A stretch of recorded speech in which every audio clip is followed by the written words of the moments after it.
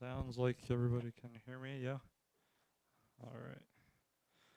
Let's open up to James chapter 1. That's where we're going to spend our time today. That's James chapter 1.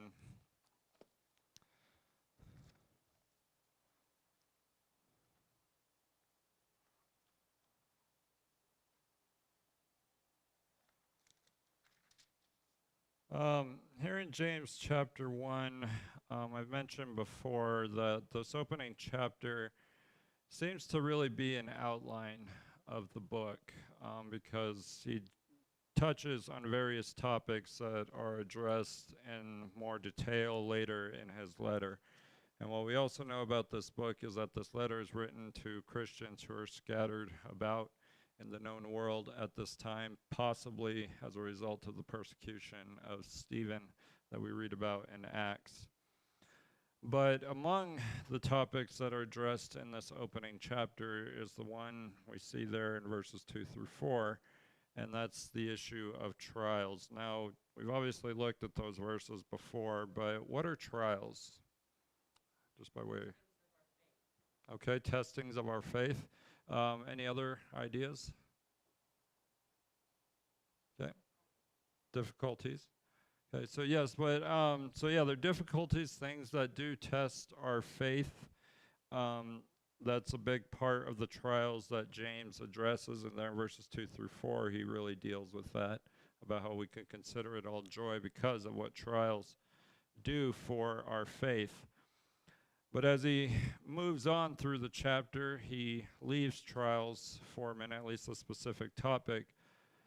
But then by the time we reach verse 12 of this chapter, he comes back to the idea of trials, and he says there in verse 12, "Blessed is a man who perseveres under trial, for once he has been approved, he will receive the crown of life which the Lord has promised to those who love him." Now, I just want to start by asking here, what does it mean to persevere? Okay, to continue something. What are some other ideas attached to perseverance?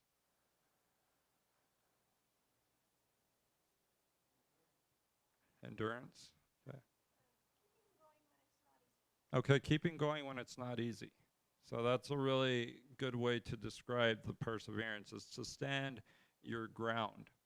So, but James is using that idea here to say that when we're faced with a trial, we're blessed.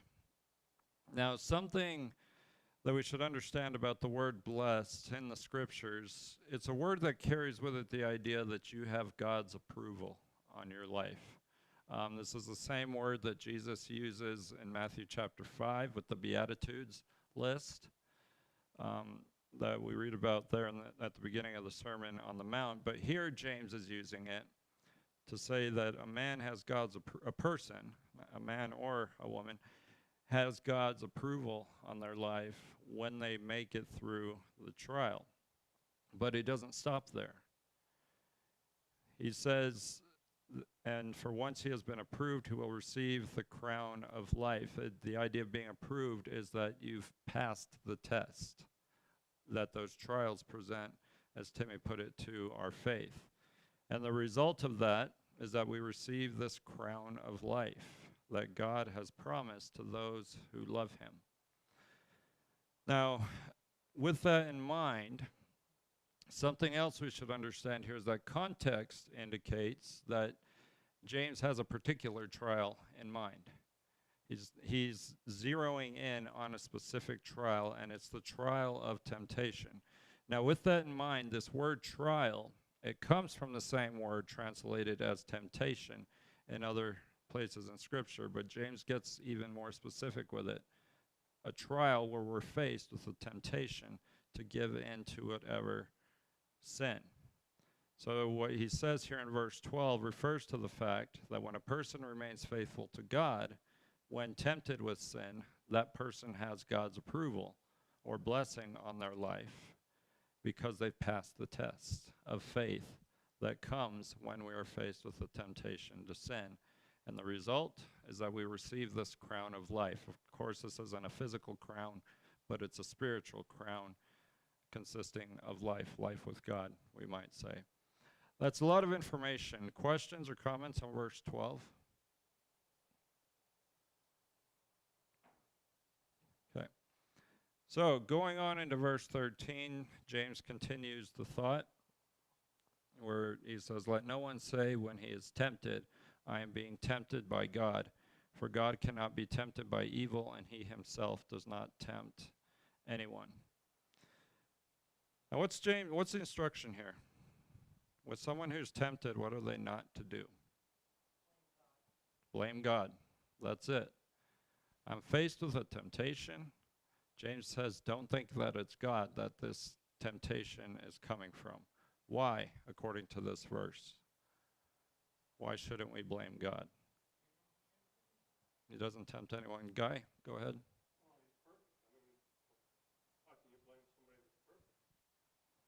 That's it. That's another idea we can bring in here is why would you blame someone who's perfect? Okay, that's something we can consider. He allows Satan to tempt us. That doesn't come directly out in the text. We don't find Satan's name in the text, but that is pertinent to this. Cool. So anything else? Lori, go ahead.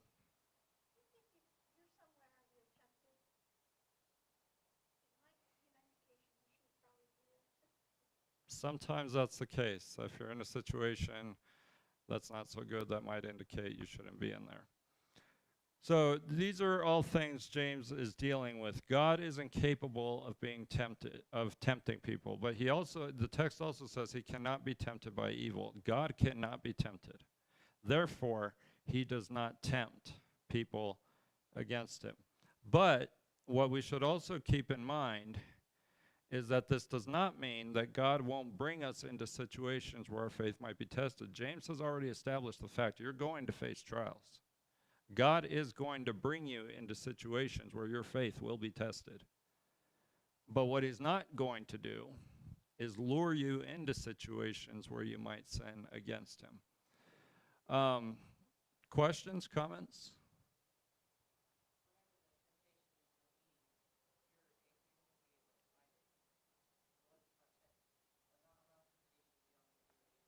Okay, that's true, and that's 2 Corinthians, if I'm not mistaken.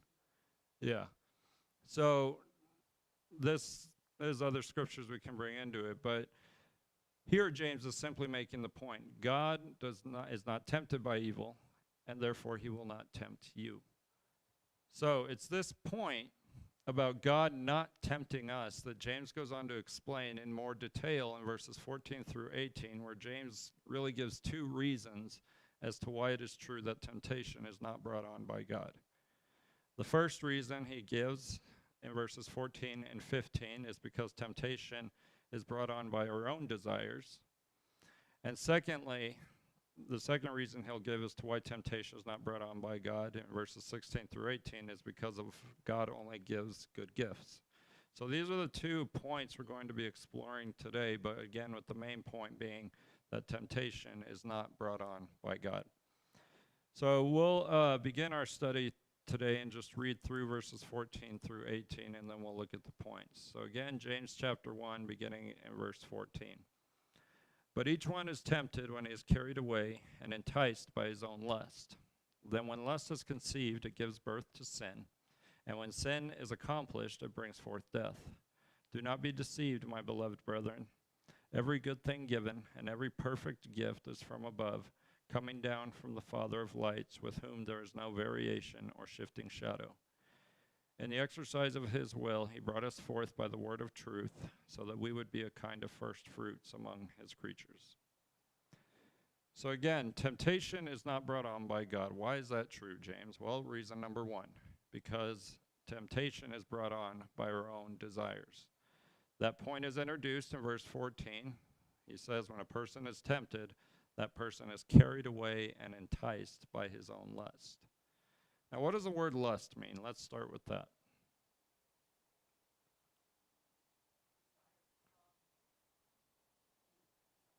Okay, it's a strong desire. That's what the word lust means. It's a desire, but in a much stronger sense. Okay, it's something we can have control over.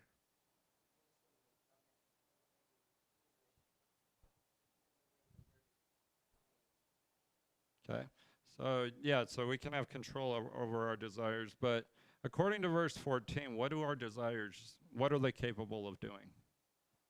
Guy, did you have your hand up?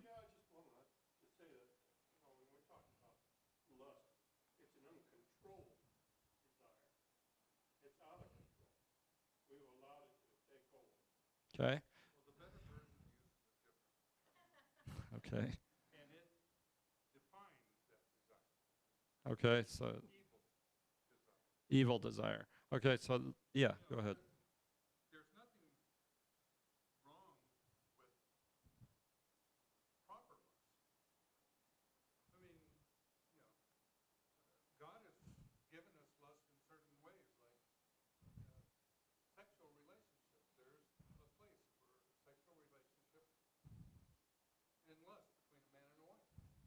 That's true.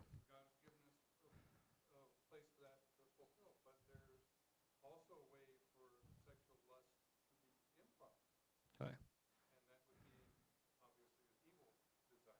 Right, and that's important to remember. Lust can be a good or a bad thing. In this particular context, James is talking about sinful lusts, things that we might desire that are opposed to God. So that's an important point to remember. But coming back to the text, what do those lusts do, according to verse 14? What can they do to us? What does the text say? They entice us and carried, the text also says they carry us away. Now, what does it mean to entice? Okay, tantalize. Any other ideas? To lure. Yeah, exactly. So to tantalize, lure would be a good word. But he also uses the words carried away. Now, when you're carried away, what does that mean?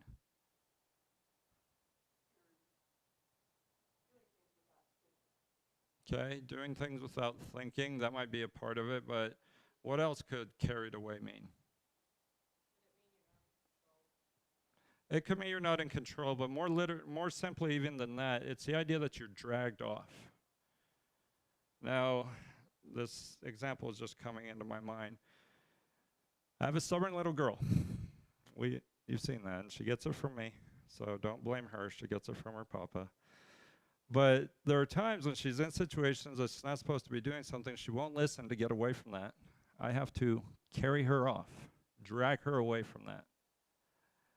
James is saying our lust, our desires in the sinful sense can do the same thing. You're faced with temptation, you're faced with whatever you're tempted by, and if you don't bring that under control, you're carried away and you're lured in to give in to that desire. That's what temptation does. It catches you. Questions or comments on verse 14 before we get into 15? Okay. So, going on into verse 15, as a result of what temptation and lust can do, James goes on to say that when lust has conceived, it gives birth to sin, and when sin is accomplished, it brings forth death. What kind of language is James using here in verse 15? What's the image he's using here? Physical birth. He's using that language to describe what lust can do. So step number one, lust conceives. What does it mean when something is conceived, like a person? It's made. So lust has created something. What does lust give birth to after it's conceived? Sin. And then he says when sin is accomplished. When something is accomplished, what does that mean?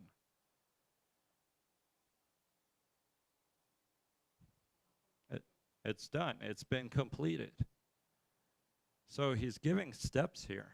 You have your lust that you're being tempted by. If you allow it to, that lust conceives, it brings something. Then the next step is it gives birth to sin if you give in to it. And then when that sin is done, what you have left is death. What's death in this context? It's spiritual death. Guy, did you ever hand up? I would say separation from God. That's exactly it. Separation from God. Looking at death from a spiritual standpoint, it's separation from God. But James is saying that's what lust does if you don't rein it in. It gives birth to sin. And then when you've committed that sin of whatever sort, you've separated yourself from God. So it's yourself that's doing this to you if you allow that lust to take control of you. Questions or comments on verse 15? Exactly.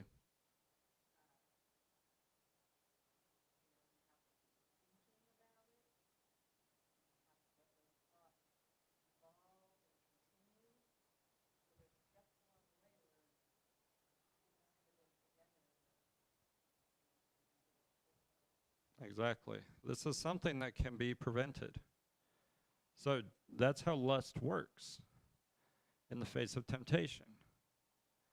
It conceives, gives birth to sin, sin does its work, and next thing you know, you're separated from God.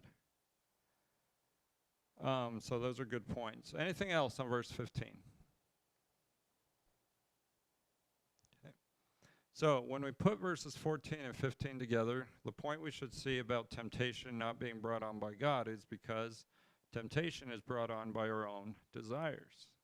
We all have desires. And if we admit it, some of those desires might be sinful in nature. So, since it has its source in our own desires, those desires are what create temptation. If the things we desire are sinful in nature, those desires, if we don't bring it under control, they conceive. They say, here's what I'm going to do. The sin gets committed. And when that sin is done, you're separated from God. So we cannot claim that God tempts us. You can't, because temptation does not have its source in God. Questions or comments before we go to verses 16 through 18?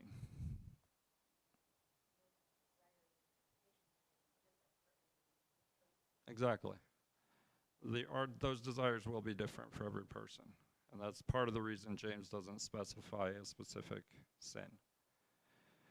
So this brings us into verses 16 through 18.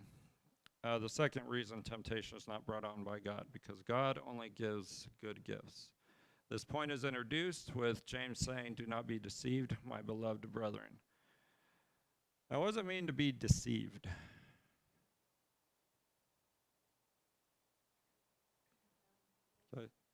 What's that, Dean? Turned crooked. That's a good way to define it. It is the idea of being led astray, or we might say misled. Led to believe something that's not true, for instance. That's what the word carries with it, the idea. Now, with that being the case, James makes a statement, do not be deceived. Well, deceived about what, James? One possible answer to that question is that James does not want his readers to be misled into believing that God is the one who tempts us, because that's the point he's making. Now, with that being true, in verse 17, James goes on to say something about God that he does for us.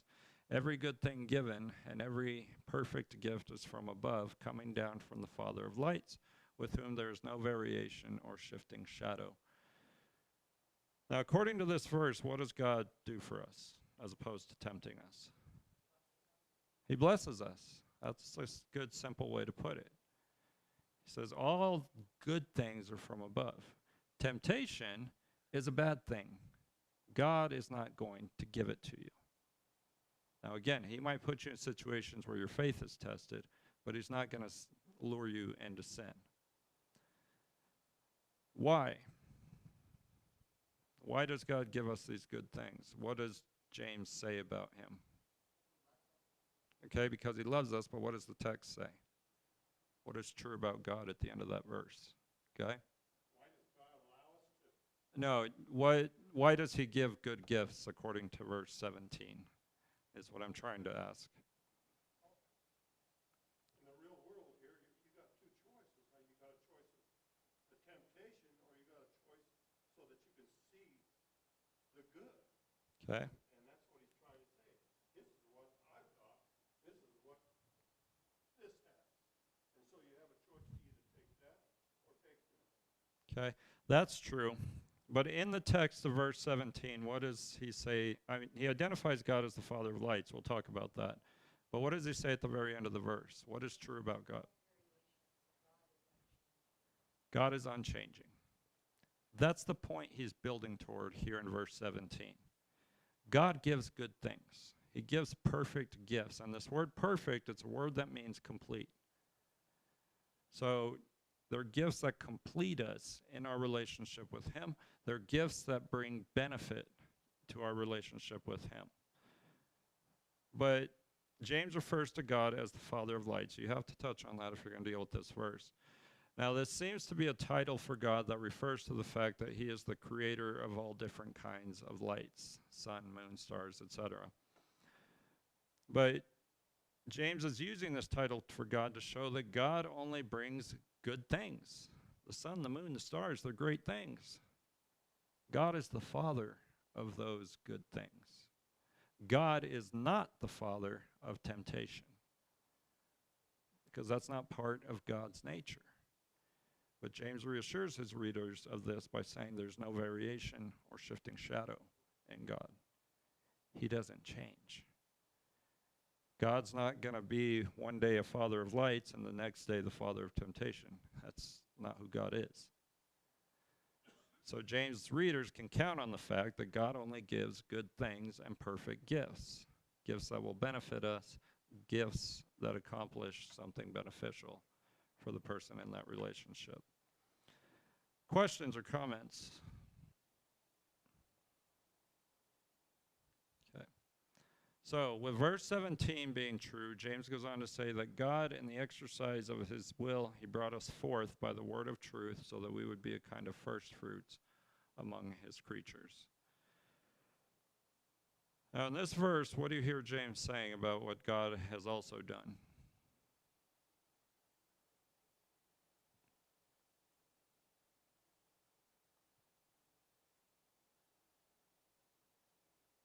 Just picking your brains for a minute. What do you hear James saying here in verse 18? What has God done for us?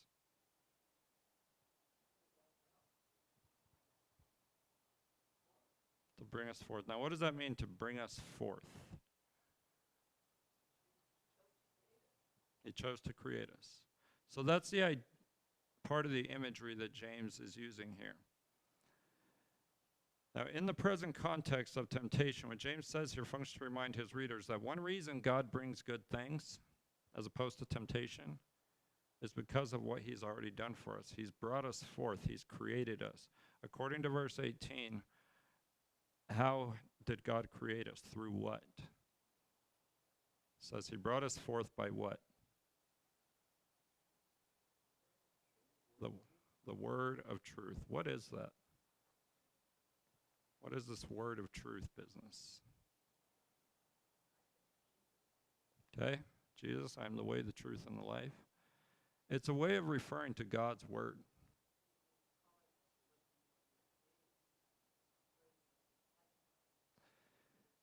It could be bringing us into heaven, but more specifically, bringing us into a relationship with him. And that's because it's using this terminology of just the born again, because that word, bring us forth or brought us forth, it comes from a word that carries with it the idea of being born. So we could tie it into John chapter 3, the Nicodemus conversation. Dean?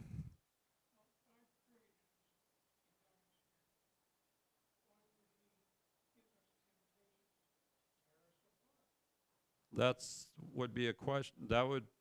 that's a valid question, is why would God do all these good things and then bring us into a situation where we might sin? So that's a good point to make. But James doesn't stop there. He says, it brings us forth by the word of truth. For what purpose? What does the text say?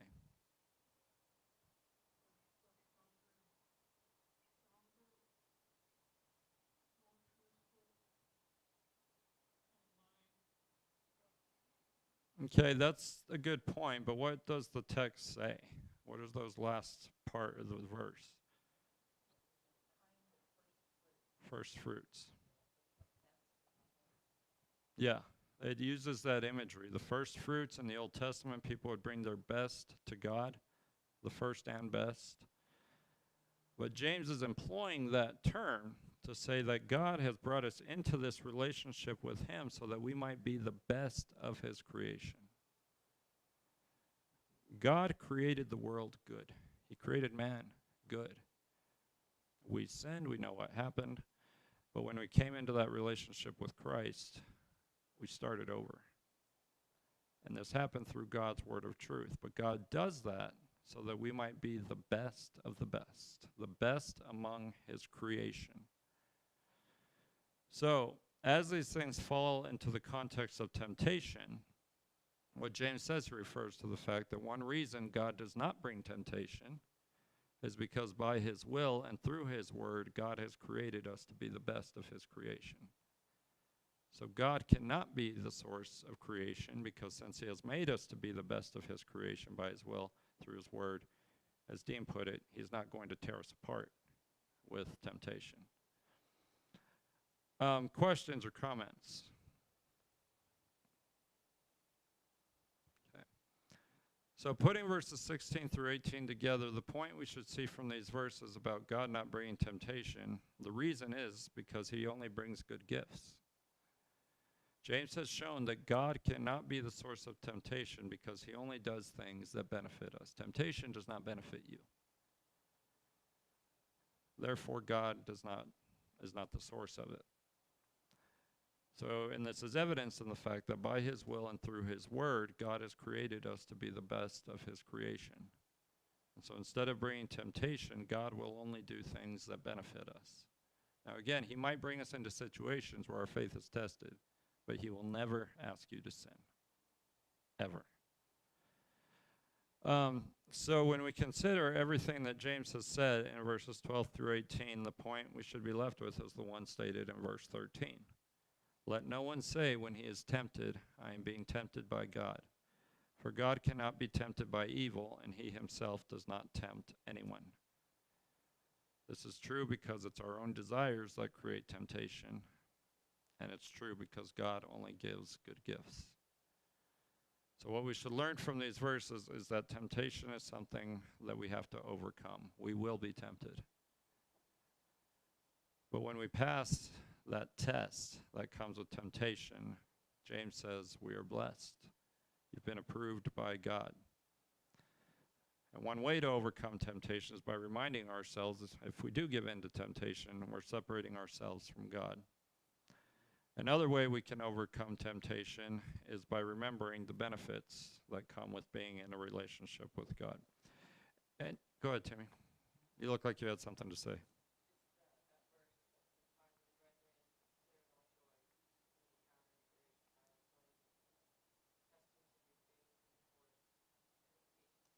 That's verses 2 through 4. New American Standard says, knowing that the testing of your faith produces endurance, and let endurance have its perfect result so that you may be perfect and complete, lacking in nothing. So, yeah. It's a good verse because you take it into the broader context. James is dealing with trials. These people are scattered about. They're facing trials. They are.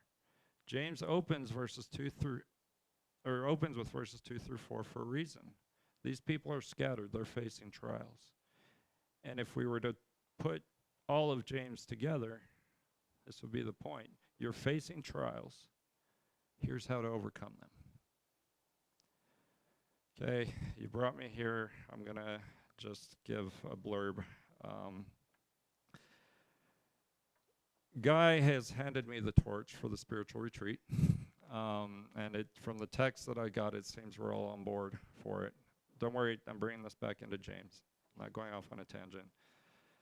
But because that's true, the theme that I've chosen for the spiritual retreat is overcoming trials according to the book of James. We've all been through trials. We went through a very big trial with the COVID circumstance. And so I just thought that would be an appropriate theme for the spiritual retreat. We stay in one book, and we'll deal with the different topics, the different speakers. But again, that's all I'm going to say about the spiritual retreat. We're studying James tonight. Thank you, Guy. But yes, James deals with trials, the different trials we deal with. So even though between verses 5 and 12, he seems to leave the topic of trials, he's still addressing that those different things can be trials in and of themselves. Any other questions or comments? I know you've listened to me a lot tonight. All right. Dad, you had closing prayer if you don't mind.